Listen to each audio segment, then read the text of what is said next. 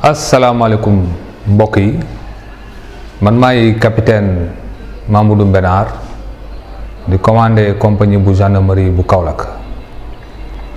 gannaaw magal Prokhane bi nga xamne mi wara am alxamis ñaar fukki fan ak juroom ñett ci wéru mars ci atum 2019 gendarmerie nationale comme nim ko don defé di leen gungé ci diiru magal gi pour ngeen dem ci jàmm ñëw ci jàmm loolu moo taxoon tey ñu ñëw pour présenter leen plan de circulation bi nga xam ne dañu sukkandikoo ci arrêté bu préfet bu département bu Nioro taali bi nga xam ne ñu jógee côté Kër Ayib wala ñi nga xam ne ñu jógee Kaolack te ñu jaar ci route nationale numéro 4B bi bu ñëwee ba commune Nioro dañuy jaar ci tali bi nekk ci diggante pharmacie bi ak place publique bi te ñu koy duppee avenue Maba Diakhou Ba tali boobu la ñuy continuer ba ci camp sapeur pompier yi bu ñëwee ba ci camp sapeur pompier yi dañuy jël seen càmmoñ jubali marché ba bu ñëwee ba ci marché central bi dañuy jëlaat seen ndeyjoor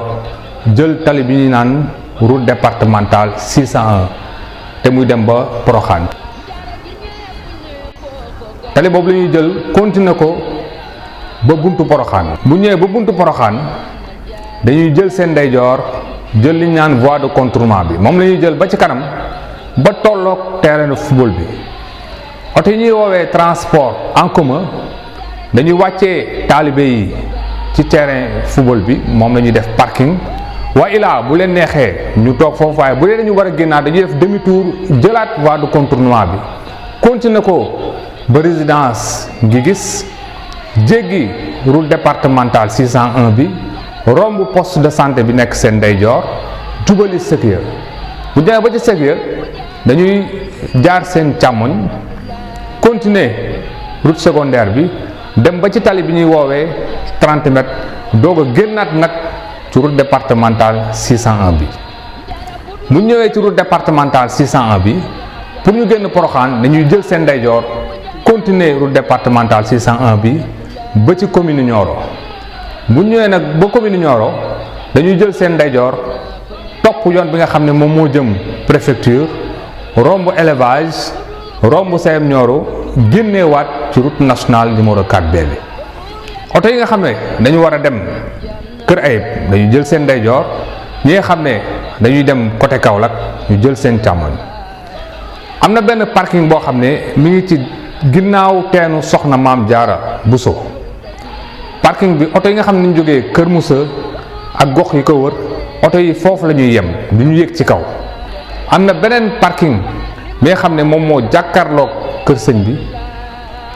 auto délégation officielle bi kese ñoom lañ autorisé ñu gaare foofu ci diiru màggal gi nag ci diggante jumaa ji ak génn Prokhane auto prioritaire rek ñoom ñoo fa war a daw beneen auto waru fa daw loolu véhicule prioritaire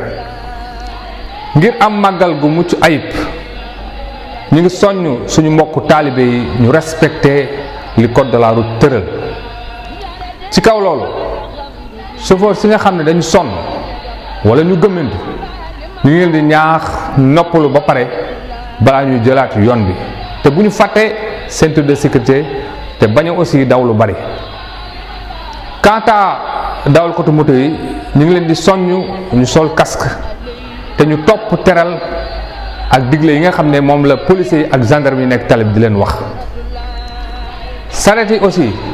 dañu leen di tere ñu daw ci goudron bi xaalal leen yoon boo xam ne ñoom kese ñoo fay daw képp ku am jafe-jafe wala nga am njàqare mën nga woo ci numéro vert bu gendarmerie di 800 00 20 20 gendarmerie nationale mi ngi leen di ñaanal màggalu jàmm.